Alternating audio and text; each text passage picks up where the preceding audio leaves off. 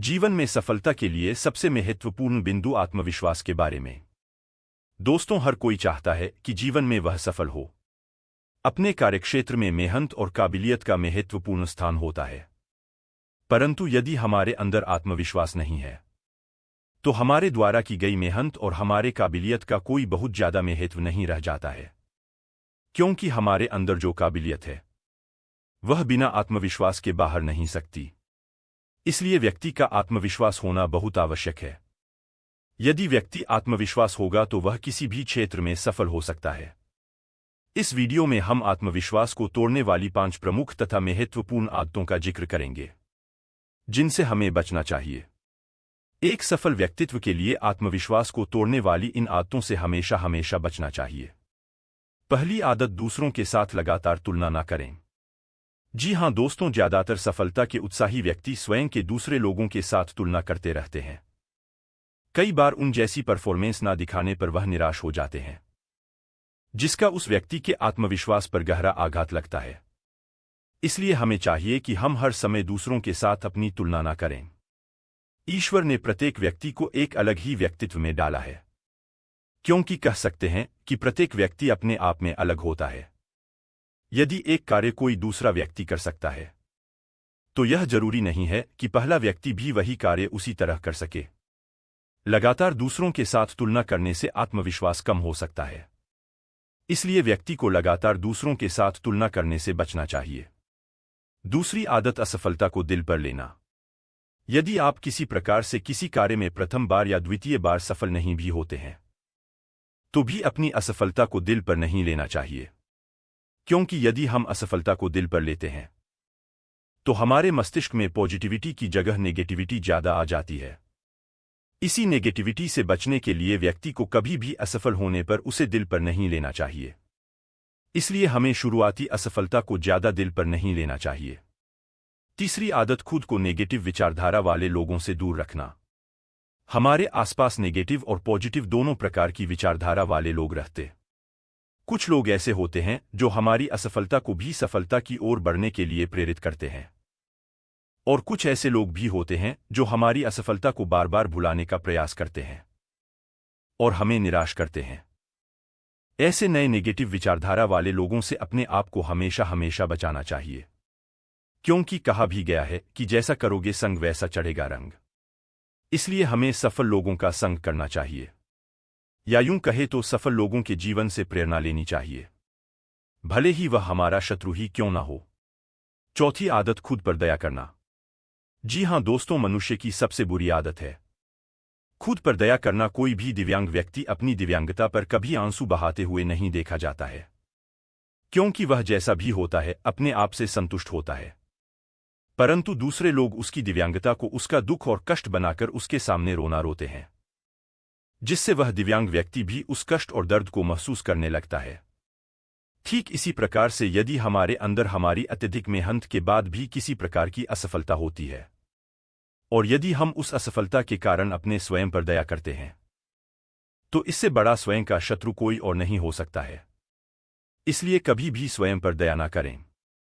ऐसा करने से आपका आत्मविश्वास न केवल बना रहेगा अपितु बढ़ेगा भी। पांचवी आदत, लगातार ज्यादा सोचना। यदि हम लगातार अधिक से अधिक सोचते रहते हैं तो यह भी हमारे आत्मविश्वास में कमी ला सकता है, क्योंकि हमारे मन में 2 प्रकार के घोड़े होते हैं। एक घोड़ा सकारात्मक सोचने वाला और दूसरा घोड़ा नकारात्मक सोचने वाला।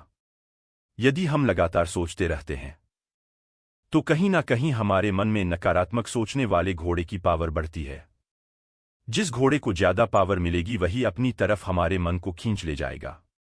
लगातार ज्यादा सोचने से नकारात्मकता की ओर हमारा मन चला जाता है, जो कि हमारे आत्मविश्वास को कम कर सकता है। इसीलिए हमें अत्यधिक नहीं सोचना चाहिए। छठी आदत, उपलब्धियों को याद करें। जीवन में हासिल की गई उपलब्धियों को याद करें, इससे आत्मविश्वास बढ़ाने में मदद मिलेगी। व्यक्ति को एहसास होगा कि वह अपने बारे में जो भी खराब सोच रहा है वह उससे कई गुना अच्छा है। इससे उसे खुद की कीमत समझ आएगी।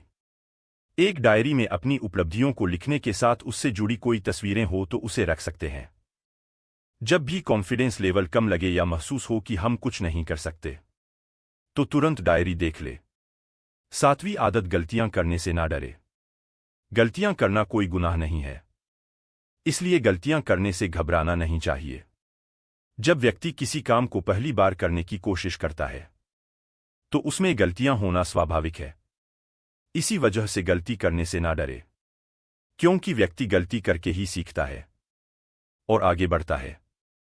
हां, एक बार हुई गलती को दोबारा ना दोहराए, इससे आत्मविश्वास भी बढ़ेगा।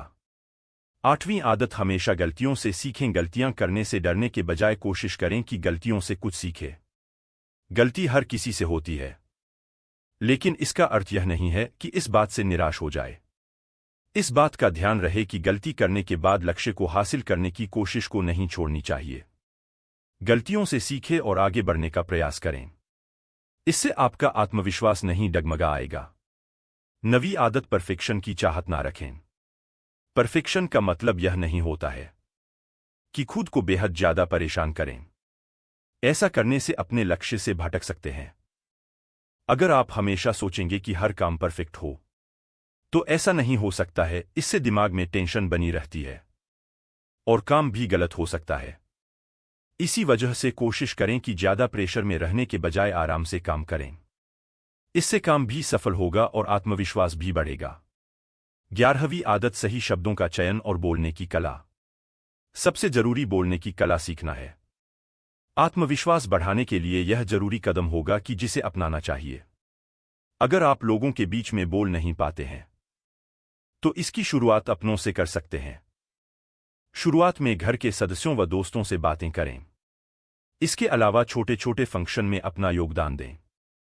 ऐसा करने से आपके अंदर बोलने का कौशल आएगा। बोलने की कला सीखने के साथ ही सही शब्दों का चयन करना भी जरूरी है। इससे आत्मविश्वास बढ़ाने में मदद मिलेगी। दोस्तों, आज हमने आत्मविश्वास को कम करने वाली कुछ आदतों के बारे में चर्चा की। इस प्रकार की आदतों में सुधार करके हम निश्चित रूप से सफलता की ओर जा सकते हैं। दोस्तों, आपने आज के इस वीडियो से क्या सीखा वह मुझे आप कमेंट में बता सकते हैं। उम्मीद करते हैं कि इस वीडियो को उस इंसान को शेयर करें जिससे यह कहानी सुनने की जरूरत है, और उसी के ठीक बाद चैनल को सब्सक्राइब करें। तो चलिए फिर मिलते हैं ऐसी एक और नई वीडियो में एक नए मैसेज के साथ। तब तक के लिए अपना ख्याल रखें। धन्यवाद और नमो बुद्धाय।